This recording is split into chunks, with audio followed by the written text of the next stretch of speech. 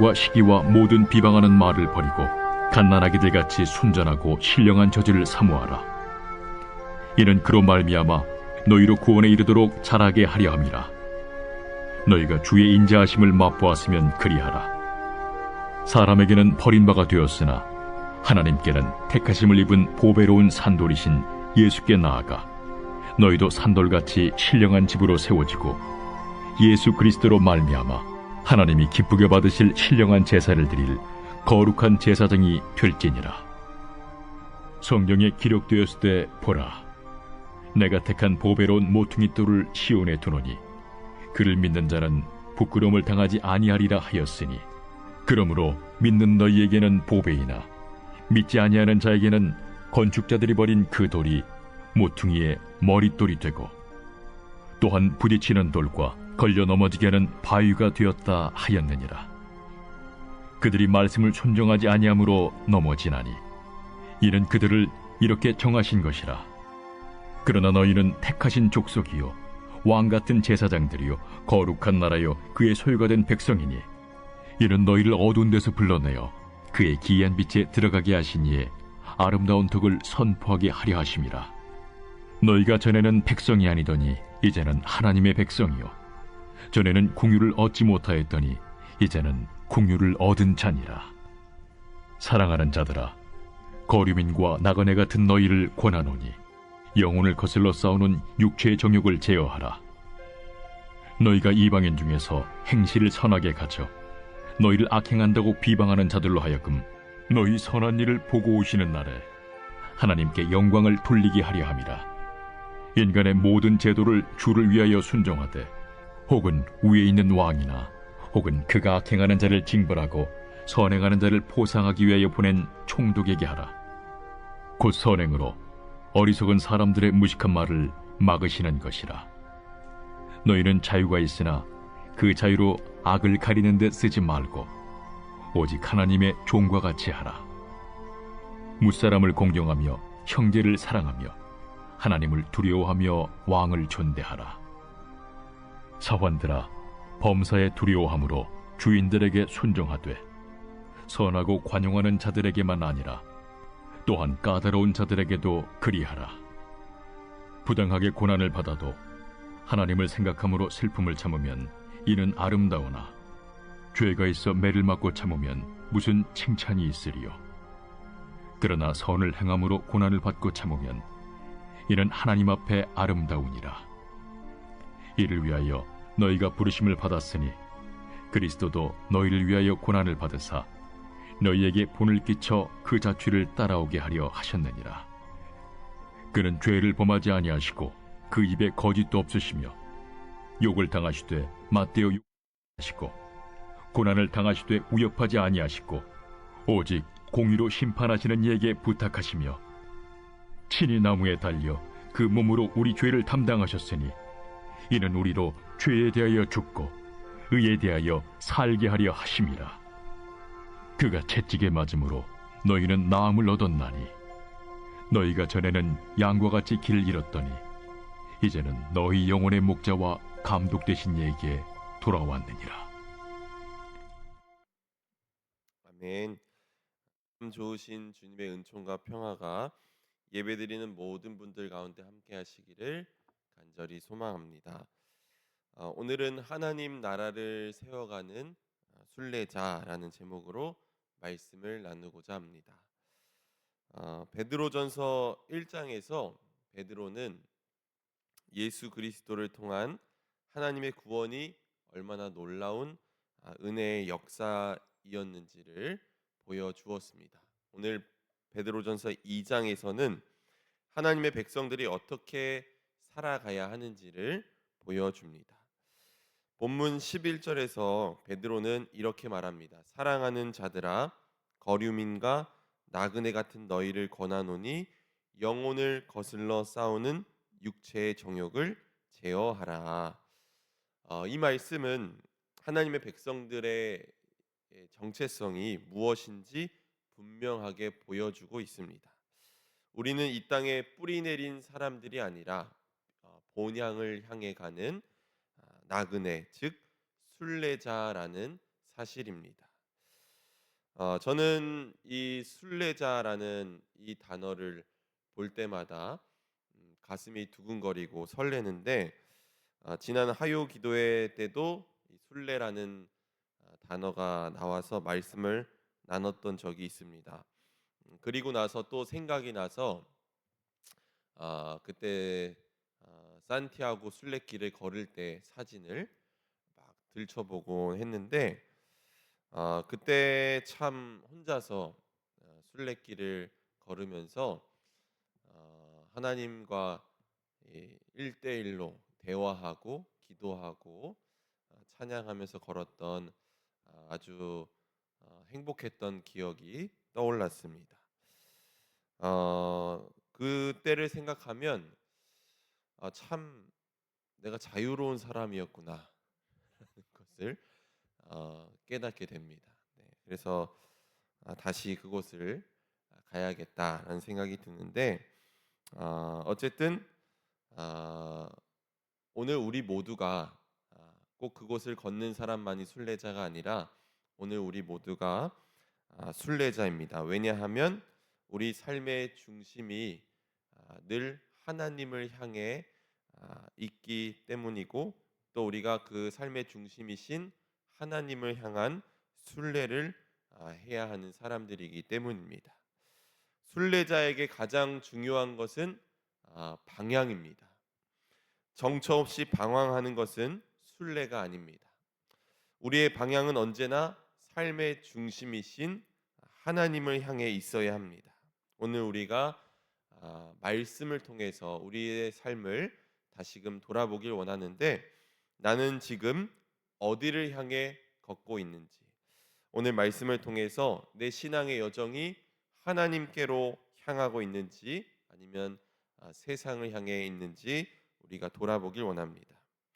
순례의 여정에서 방향이 정해지고 나면 그 다음으로 중요한 것이 바로 버림입니다. 순례자는 몸이 가벼워야 합니다. 순례자는 짐이 단촐해야 하는데, 예전에 제가 산티아고 순례길을 걸을 때 이제 배낭을 약 16kg 정도 배낭을 싸서 출발을 했었습니다. 첫 코스에서 이 프랑스의 피레네 산맥이라는 곳을 넘어가야 하는데, 피레네 산맥은 한 약 1,400m 정도 되는 그런 산이었습니다. 그때는 이제 군 전역한 지 얼마 되지 않았기 때문에 아주 제가 매서운 체력을 가지고 있었습니다. 그래서 이 정도 뭐 산이야 아주 손쉽게 넘어갈 수 있으니까 아주 벅찬 가슴으로 시작을 했는데, 첫 시작부터 비가 오기 시작했고, 산 중턱에 갔을 때는 앞이 보이지 않을 정도로 비바람이 쳤습니다. 겨우겨우 첫 숙소에 도착했는데, 도착하자마자 했던 일이 바로 배낭에서 불필요한 짐들을 덜어내는 일들이었습니다. 정말 재미있는 것은 이미 많은 사람들이 그 첫 숙소에 강제로 기증하고 떠난 물품들이 많이 있었다는 것입니다. 오늘 우리가 신앙생활 하면서도 이 신앙의 여정 가운데서도 먼저 버려야 할 것들이 있습니다. 1절 말씀을 보니까 이렇게 말씀하고 있습니다. 그러므로 모든 악독과 모든 기만과 외식과 시기와 모든 비방하는 말을 버리고라고 말씀합니다. 순례자가 불필요한 짐이 많으면 멀리 가지 못하는 것처럼 우리 신앙생활에서도 놓아야 할 무거운 짐들이 있다는 것입니다. 악독, 기만, 외식, 시기와 비방 등 이 모든 것들은 우리 영혼의 걸음을 더디게 하는 것들입니다. 그렇게 신앙의 여정의 첫 걸음은 버림에서 시작됩니다. 앞서 말한 것들이 우리에게 없을 것 같지만 우리의 삶을 돌아보면 이런 불필요한 것들을 우리가 너무도 많이 짊어지고 있음을 깨달을 때가 있습니다. 선한 것으로 받았음에도 불구하고 악을 행하기도 하고, 누군가를 속이고 거짓말로 호도하기도 하고, 나의 말과 행동이 다를 때가 너무도 많이 있고, 또 때로는 내가 가지고 있지 못한 것을 누군가 가지고 있다고 하면 배가 아프고, 그래서 분노하기도 하고, 때로는 누군가를 험담하고 허물을 들춰내는 일을 우리가 마다하지 않습니다. 이런 것들은 우리의 영적 생활을 방해하는 것들입니다. 버릴 것은 이것만이 아닙니다. 우리 안에 있는 자기 중심적인 것들도 다 버려야 합니다. 내 것이라고 생각했던 것들, 내가 옳다고 여겼던 것들도 내려놓을 줄 알아야 합니다. 예수님께서도 이렇게 말씀하셨습니다. 아무든지 나를 따라오려거든 자기를 부인하고 자기 십자가를 지고 나를 쫓을 것이니라. 아멘. 그런데 이 자기를 부인하는 일이 결코 쉽지 않습니다. 우리가 자기 중심성에서 벗어나는 때는 언제일까요? 그것은 바로 우리가 사랑에 사로잡힐 때입니다. 사랑은 자기를 초월하는 능력이기 때문에 우리가 이 자기 중심성에서 벗어나는 경험을 할 때는 바로 우리가 사랑에 사로잡혀 있을 때입니다. 우리 안에 하나님의 사랑이 자리 잡을 때 비로소 우리는 영적 성장을 방해하는 것들을 버릴 수 있다는 것입니다. 그렇기에 오늘 우리에게 필요한 것은 하나님의 사랑이 오늘 우리 안에 거할 수 있도록 기도하고 또 우리의 마음을 열어 가야 하는 것입니다. 베드로는 사랑이 자리 잡을 수 있도록 순전하고 신령한 젖을 사모하라고 권면합니다. 갓난아기가 엄마의 젖을 간절히 원하는 것처럼 성도들은 언제나 하나님의 말씀을 더욱더 갈망해야 한다는 말씀입니다. 하나님의 말씀이 아니고서는 하나님의 사랑과 은혜가 우리 안에 자리 잡을 수 없습니다. 2절 말씀에서 구원을 이루라라고 했는데 하나님의 뜻을 이뤄가는 사람이 되라는 말입니다. 결국 하나님의 말씀을 사모하며 갈망할 때 하나님의 사랑과 은혜가 우리에게 주어지고 또 우리가 말씀대로 살아갈 때 하나님의 뜻을 이뤄갈 수 있게 되는 것입니다. 베드로는 이제 구원자 되신 예수께 나아오라고 말하고 있습니다. 그분은 사람에게는 버림받았지만 하나님께는 택하심을 받으신 분이십니다. 그런데 여기에 더해서 오늘 말씀에서 산돌이신 예수님을 전해줍니다. 돌이라는 이미지는 시편 118편 22절에서 비롯되었습니다. 건축자가 버린 돌이 집 모퉁이의 머릿돌이 되었나니. 이 말씀 여러분 잘 알고 계실 텐데 예수님도 이 말씀을 인용하시면서 자신이 버린 돌이자 또 하나님의 집을 세우는 머릿돌이심을 밝히셨습니다.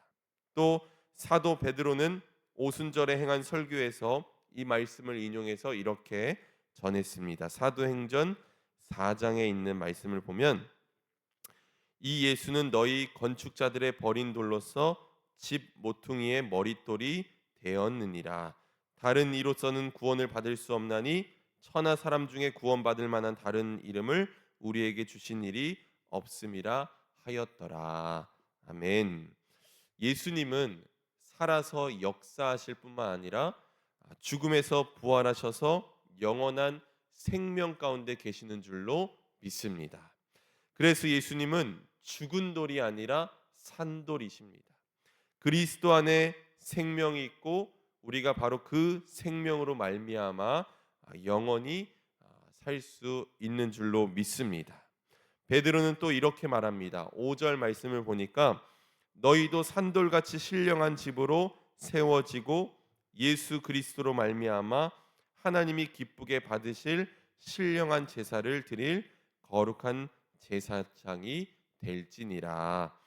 여기에서 말하는 신령한 집이란 하나님의 통치가 임하는 하나님 나라를 뜻합니다. 그러니까 하나님 말씀에 의지하여 살아가는 사람들은 신령한 집을 짓는 일에 사용되는 산돌이 되어서 하나님 나라를 세우게 된다는 것입니다. 그러므로 우리가, 그리고 우리 교회가 예수 그리스도와 연결될 때 하나님의 나라가 이 땅 가운데 임하게 될 줄로 믿습니다. 산돌은 모퉁이 돌입니다. 모퉁이 돌은 건물을 지을 때 직각과 직각이 만나는 그 교차 부분에 있는 게 바로 모퉁이 돌입니다.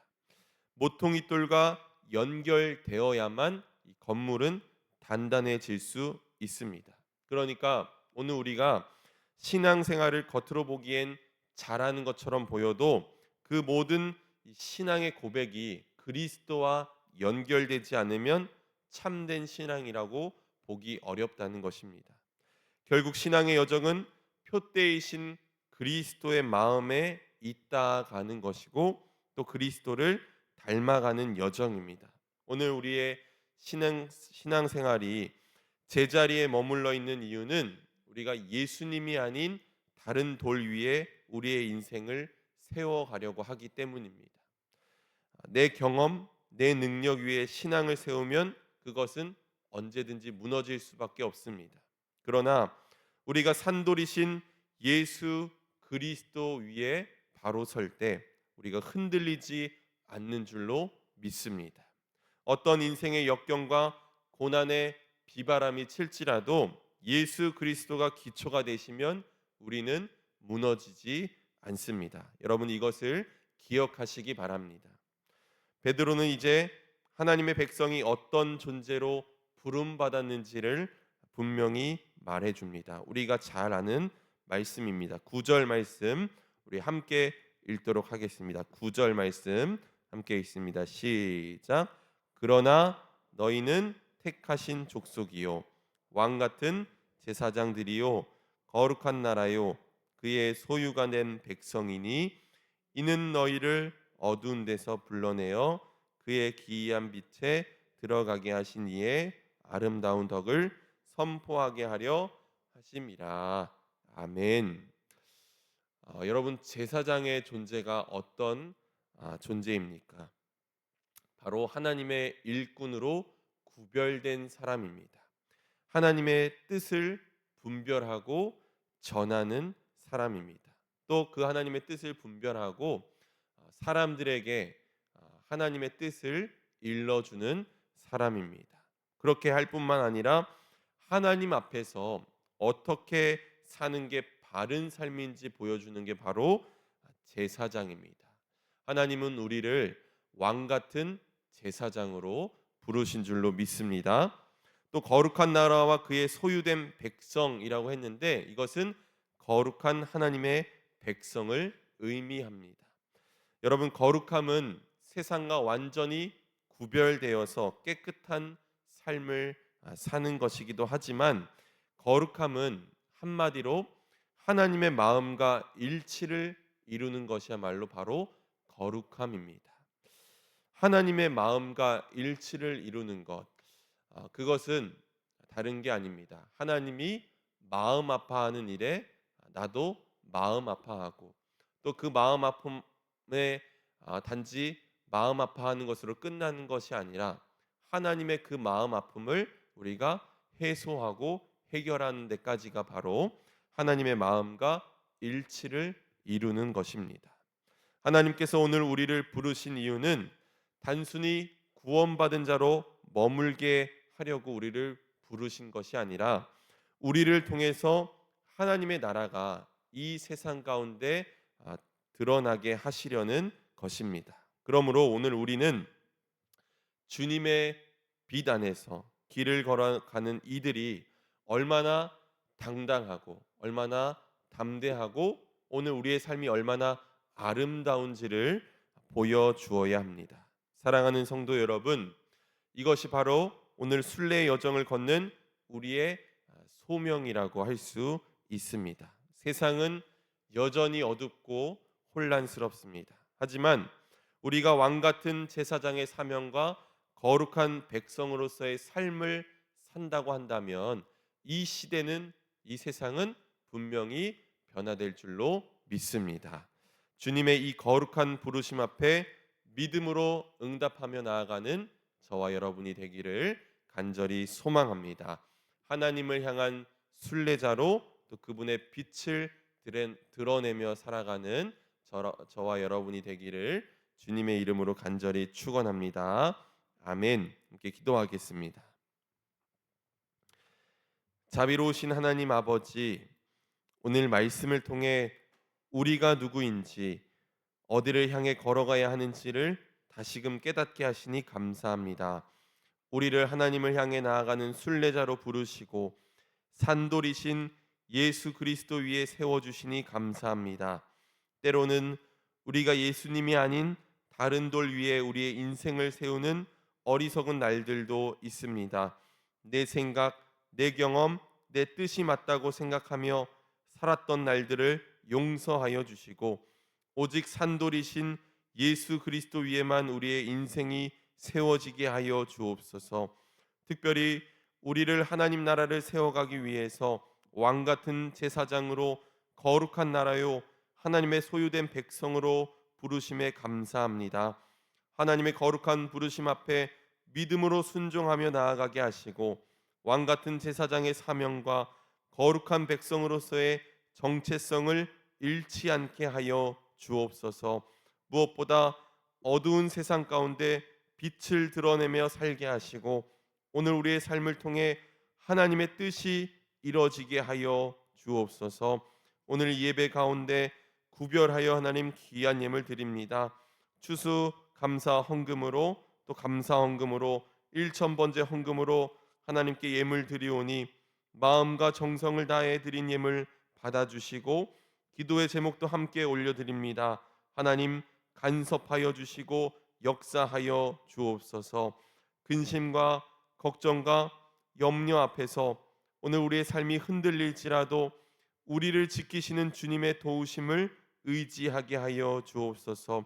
매일 십자가 앞에 더 가까이 나아가게 하여 주시고 구세주의 보배로운 피로 우리를 정결하게 하여 주옵소서.